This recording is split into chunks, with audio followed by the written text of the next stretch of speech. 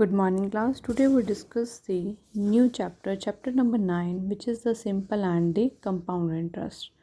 You all know what is interest. Interest is your ब्याज. ठीक है, आप किसी से कोई मनी का लेते हैं, उधार लेते हैं, बोरो लेते हैं, तो वो आपसे क्या होता है, कुछ परी एक्स्ट्रा लेता है. सपोज़ आपने अपने फ्रेंड से 100 रुपीज़ लिए. वो कहते हैं कि मुझे अब आप 100 रुपीज़ की जगह कितने रुपीज़ रिटर्न करोगे, 110 रुपीज़.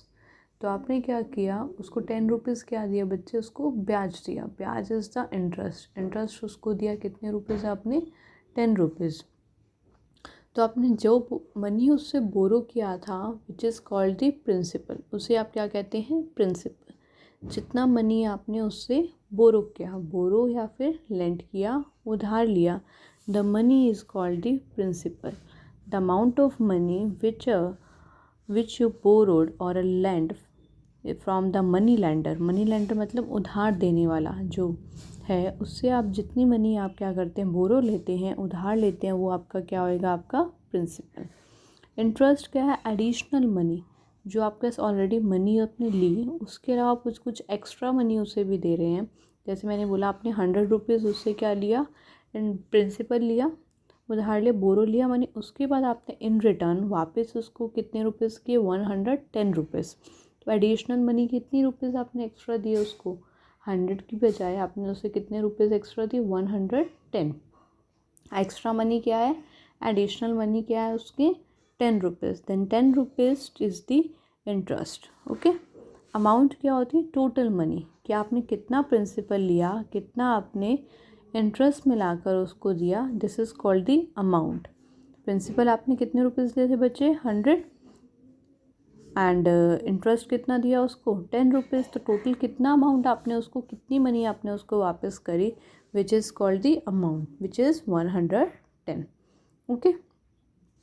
अब क्या होता है, rate, percentage of the interest, कितने परसेंट पे. ये तो हमने नॉर्मल भाषा में बता दिया आपको, नॉर्मल लैंग्वेज में आई विल डिस्कस.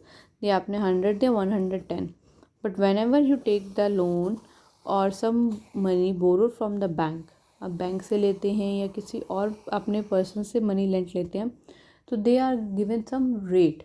रेट मतलब उसकी कुछ दर होएगी, कुछ ब्याज होगी, किसके ऊपर वो आपको मनी लैंड करेगा. लैंड मतलब 2% लेगा उसका, 3% लेगा, 4% लेगा, 5% लेगा आपकी प्रिंसिपल का.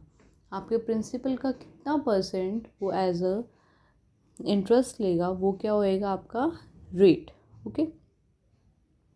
टाइम पीरियड होता है, कितने टाइम के लिए वो आपसे क्या लेगा, मनी आप किसी से रेंट ले रहे हैं, बोरो ले रहे हैं. Suppose it will be of 1 year, 2 year, 3 year, what ever the, कुछ आपको एक टाइम पीरियड फिक्स कर दिया जाएगा कि इतने टाइम पीरियड में आपको मनी को यूज़ करना है.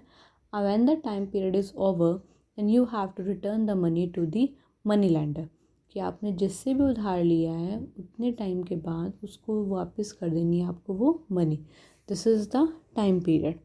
अब next is a simple interest. Simple interest आपका अब क्या हुआ, द अमाउंट ऑफ मनी जो आप कैलकुलेट करते हैं किसके ऊपर, प्रिंसिपल के ऊपर, जिसमें क्या होता है, आपको एक फिक्स्ड क्या दी जाती है, आपको एक rate,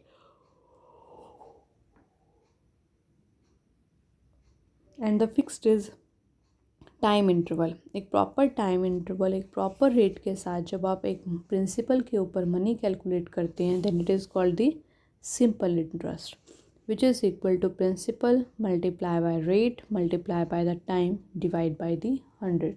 This is called the simple interest, and amount is equal to principal plus interest.